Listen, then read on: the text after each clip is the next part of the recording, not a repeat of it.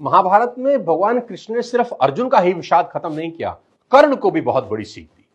महाभारत में कर्ण भी भगवान कृष्ण को अपनी व्यथा सुना रहे हैं कि मेरी मां ने मुझे जन्म देते ही त्याग दिया, आचार्य द्रोण ने मुझे शिक्षा देने से मना कर दिया क्योंकि उनकी नजर में मैं क्षत्रिय नहीं था। द्रौपदी के स्वयंवर में मुझे अपमानित किया गया कि मैं राज परिवार का हिस्सा नहीं हूं। मुझे पूरे जीवन अपमान का घूंट पीना पड़ा।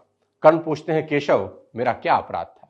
भगवान कृष्ण जो कर्ण को जवाब देते हैं, मुझे ऐसा लगता है कि यह जवाब 1000 करोड़ टीचिंग के बराबर है। यह जवाब सीखने के बाद आदमी के पास हर सवाल का जवाब मिल जाएगा। जी हां, कृष्ण मुस्कुराते हैं और जवाब देते हैं कि हे सूर्यपुत्र, मेरा तो जन्म ही कारागार में हुआ।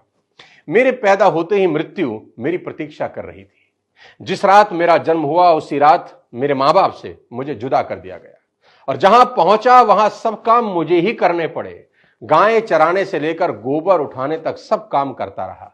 सिर्फ 2 दिन का था, मेरे ऊपर राक्षसों ने हमला कर दिया। मुझे बारंबार जान से मारने की कोशिश की गई। मेरा अपना सगा मामा मेरी जान का दुश्मन था।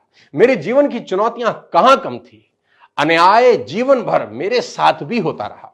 कृष्ण कर्ण को समझाते हुए बड़ी बात कह रहे हैं जो हमें सीखने की जरूरत है कि जीवन में आपका अपमान होता है, यह इंपॉर्टेंट नहीं है। इंपॉर्टेंट यह है आप उस अपमान का जवाब कैसे देते हैं। कर्ण जीवन भर अपने अतीत की कड़वाहट से भरे रहे, पर कृष्ण कभी अपने अतीत पर आरोप नहीं लगाते। कर्ण पीछे की ओर देखते हैं और कृष्ण आगे की तरफ। कुदरत ने दोनों के साथ अन्याय किया, पर कर्ण यह न्याय कभी भूल नहीं पाए और कृष्ण को यह न्याय कभी याद नहीं आया। एक ने अपने आप को क्रोध के विष से भर लिया और हीन भावना से भर लिया और दूसरे ने स्वीकृति के अमृत से। दोनों में अगर कोई अंतर था तो वो एक्सेप्टेंस का था। कृष्ण ने हंसकर अपनी नियति स्वीकार कर ली और कर्ण कभी अपनी नियति स्वीकार नहीं कर सके और परिणाम में कर्ण अधर्म के पक्ष में लड़ते हुए अकाल मृत्यु को प्राप्त हुए। परिस्थितियों का चक्र चलता रहेगा। कई बार लगता है कि भाग्य ने धोखा दे दिया।